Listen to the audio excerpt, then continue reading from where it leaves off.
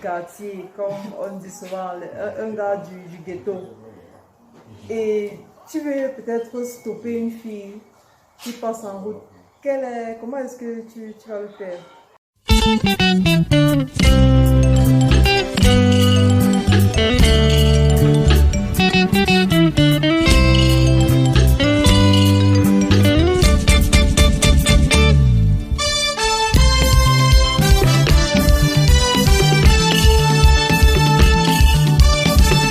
Hello guys, welcome to my YouTube channel. Today we are going to be talking about physical therapy and medicine. And in order to do that, we have a special guest, medicine year 7 student, Mr. Wilfried Campe, who is going to be here to answer 2 questions for us. Welcome Wilfried, how are you doing? Merci beaucoup. Très bien. D'accord. Yes, I'm doing okay, thank you. So, what inspired you to do medicine? Can I answer in French? Yes, of course, it's bilingual. Il y a 2 principales raisons qui m'ont fait choisir la médecine. 3 raisons. La première raison, c'est que pendant mes études secondaires, quand j'étais au secondaire, j'étais assez doué en sciences de la vie et de la terre. Et je pense bien que sciences de la vie et de la terre, c'est la matière secondaire qui se rapproche le plus de la médecine. Donc, si je suis doué en sciences de la vie et de la terre, ça va de soi que je me suis orienté dans la médecine. Donc, la deuxième raison, c'est que j'ai un oncle dont je porte le nom, qui s'appelait Campe, c'était un médecin, c'était un docteur en médecine. C'est vrai qu'il n'était pas un docteur en médecine humaine, il était un docteur en médecine vétérinaire. Donc, c'est aussi un hommage que je lui fais, que je lui rends en devenant médecin. Oui. Bon, la troisième raison, c'est aussi que le fait que j'ai eu l'opportunité, parce que tu peux bien vouloir faire médecine, mais il faut aussi avoir l'opportunité. Oui, vu que c'était pas le seul métier qui m'intéressait. Donc, j'ai eu l'opportunité, j'ai eu la chance de faire le concours de l'Université de Montagne, qui est médecine et réussi. D'accord, docteur.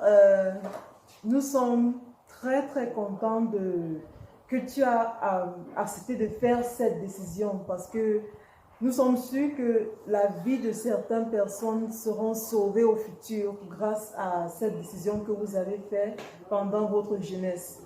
Maintenant, docteur, j'ai 2 questions pour vous.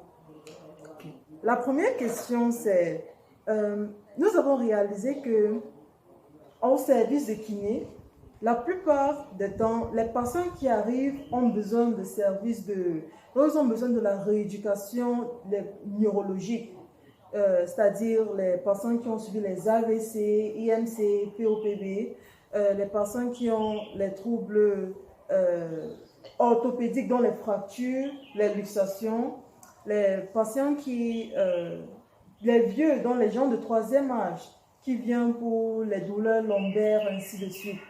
Maintenant, voici la question. Est-ce que c'est que il n'y a pas du tout les patients qui ont besoin de services comme la rééducation périnéale?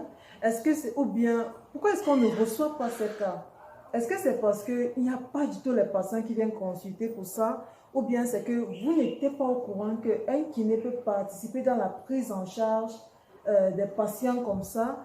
Ou bien c'est juste que vous ne pensez pas qu'un kiné est apte à prendre en charge les kinés comme ça, donc les patients de la rééducation périnéale, cardio-respiratoire, kiné vestibulaire. Okay, merci madame pour la question. C'est une question vraiment très intéressante. Je crois que ça mérite une réponse assez claire. Bon, je pense que plusieurs raisons peuvent expliquer le fait que les kinésithérapeutes ne reçoivent pas assez de patients pour ces types de kinésie, à savoir la kinésie cardio-respiratoire, périnéale, etc. Bon, il y a plusieurs raisons. Par exemple, la kinésie périnéale, il y a très peu de médecins qui, je pense, par rapport à mon expérience, qui voient la nécessité d'envoyer des patients en kinésithérapie. Donc, souvent, ça n'est même pas prescrit. Souvent, les patients ont besoin de kinésithérapie. Mais peut-être quand ils ont trop à faire, il y a tellement de choses qu'ils doivent gérer sur le patient. Souvent, ils oublient de les envoyer en kinésithérapie. Deuxièmement, c'est souvent les questions de moyens. Souvent. Parce que vous savez que les séances de kinésithérapie coûtent assez cher. Donc, souvent, les médecins préfèrent. Souvent, quand ils prescrivent les patients n'y aillent pas. Souvent, même les médecins eux-mêmes, ils savent que c'est important, mais ils ne prescrivent pas de kinésithérapie parce qu'ils voient que ça va faire dépenser le patient. C'est vrai que vous allez me dire que, bon, il y a aussi les soins qui sont chers, mais les médecins préfèrent prescrire d'autres soins. Oui. Ah oui. Mais bon, c'est pas pour dire que c'est pas important. Peut-être qu'ils jugent que la kinésithérapie, c'est pas. Vu le prix, déjà, si on voit le bénéfice qualité et prix, donc je pense que peut-être c'est pas trop ça. Une dernière chose que je voulais ajouter, c'est que les médecins, certains médecins, certains spécialistes, eux-mêmes préfèrent pratiquer la kinésithérapie. Certains s'y connaissent, comme par exemple la kinésithérapie cardio-respiratoire. Moi, dans mes stages, j'ai vu les médecins pratiquer ça eux-mêmes. Et moi-même, on m'a communiqué comment faire la kinésithérapie cardio-respiratoire. Je pense que j'ai quand même quelques notions. Bon, il y a aussi certains médecins qui... Bon, par rapport aux médecins qui ne connaissent pas la nécessité, vous savez que la médecine, c'est vertical. Donc, si c'est que ton aîné ne t'a pas appris, toi-même, c'est pas sûr que tu vas savoir qu'il faut faire ça. Donc, il y a certains aînés qui n'ont pas pris l'habitude et vous aussi, vous copiez l'exemple, vous ne prescrivez pas sur vos patients. Je pense que c'est ça qu'il faut expliquer. D'accord, docteur. Comme vous l'avez dit, il y a les chirurgiens, les pneumologues qui, après le traitement principal, ils commencent à faire la rééducation, c'est-à-dire ils commencent à faire le traitement dans le travail d'un kinésithérapeute. Ne pensez-vous pas que c'est une mauvaise pratique? Parce que maintenant, quand ils font ça, on pourrait dire la plupart des personnes qui viennent en kiné sont les lombalgies. Après, on va nommer un kinésithérapeute un masseur. Bon. Et aussi, quand vous envoyez les patients en kiné, est-ce que vous pensez que c'est normal de donner la fréquence, donner le protocole de traitement, la manière à effectuer le traitement et tout ça? Est-ce que vous pensez que c'est OK? Je ne vais pas dire que ce n'est pas normal parce que dans la formation de médecin, fait la rééducation, fait partie de la formation. Donc, là, c'est surtout les spécialistes. Là, le médecin chirurgien cardio-thoracique va connaître comment rééduquer un patient par rapport au problème thoracique. Donc, comment faire la kinésithérapie thoracique. Il doit être capable de le faire. Et aussi, ce n'est pas forcément une mauvaise pratique parce qu'en faisant ça, il peut permettre au patient d'économiser. Je ne sais pas quel frais, si c'est qu'il est proche du patient, il peut permettre au patient d'économiser. Mais bon, je pense quand même que tous les problèmes sérieux, il le fait sur le kiné. Maintenant, par rapport à la prescription, à imposer les posologies, imposer les fréquences, imposer le nombre de séances et tout, je pense que la solution, c'est souvent la concertation. Ce n'est pas de dire que non, que je suis médecin. Donc, c'est son devoir de prescrire, vous voyez, c'est son devoir de dire il doit faire on a pendant tel nombre de temps la fréquence et le protocole de traitement. C'est son devoir de le faire parce que c'est un peu comme la prescription médicale même en général. Quand un médecin prescrit un médicament, il va forcément mettre la posologie, la dose du médicament. Il ne va pas dire que c'est le pharmacien qui va donner la posologie. Non, il a le devoir de donner. C'est son rôle, l'obligation. Et maintenant, si c'est que c'est pas bon, il a mal fait, le pharmacien peut l'aider à se corriger. C'est pareil avec la kinésithérapie. Je pense que quand il prescrit, si le kinésithérapeute, c'est vrai que le rôle du kinésithérapeute, son devoir, c'est aussi de respecter les consignes du médecin même. Je suis d'accord qu'un kinésithérapeute ne va pas faire un mauvais travail parce que le médecin a mal prescrit et dit que non, il a seulement le devoir. Donc il doit faire du mieux parce que c'est le patient qui doit bénéficier. Donc je pense que la meilleure solution, comme je dis, c'est la concertation.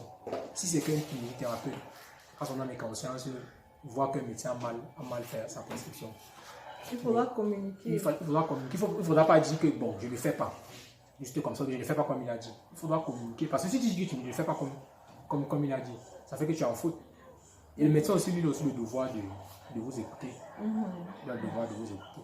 D'accord. Merci beaucoup pour votre réponse, docteur. Et à présent, une question sur... D'accord. Docteur, disons que vous n'avez pas fait les grandes études et vous étiez un garçon du quartier, comme on dit souvent, un gars du ghetto. Et tu veux peut-être stopper une fille qui passe en route. Comment est-ce que tu vas le faire? vrai que je ne suis pas bon. Il n'y a pas l'habitude de souper les filles en hôtel. Mais si tu étais un gars du ghetto. Si tu es un gars du ghetto. Donc il doit imiter. Oui. S'il vous plaît, ma chérie, celle qui passe, la jolie femme qui passe, qui traverse la route là. Un instant, s'il vous plaît. Juste pour vous dire que vraiment vous êtes magnifique et que je voudrais qu'on fasse ample connaissance. C'est pas si ça va. Les mots là sont trop gros pour un gars du quartier. Les mots là sont trop gros, docteur. Bon, si c'est un gars du quartier, je dis quoi? Assez là-bas. Voilà. On dit quoi? Merci, docteur. D'accord. Ça a été un plaisir de vous recevoir ici aujourd'hui. Est-ce que ça a été mutuel? Non, le plaisir était mutuel, le plaisir était partagé. D'accord. Merci. Merci et bonne journée. D'accord, merci à vous.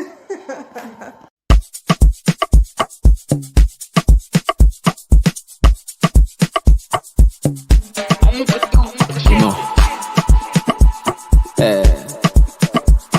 Iwo, Riba.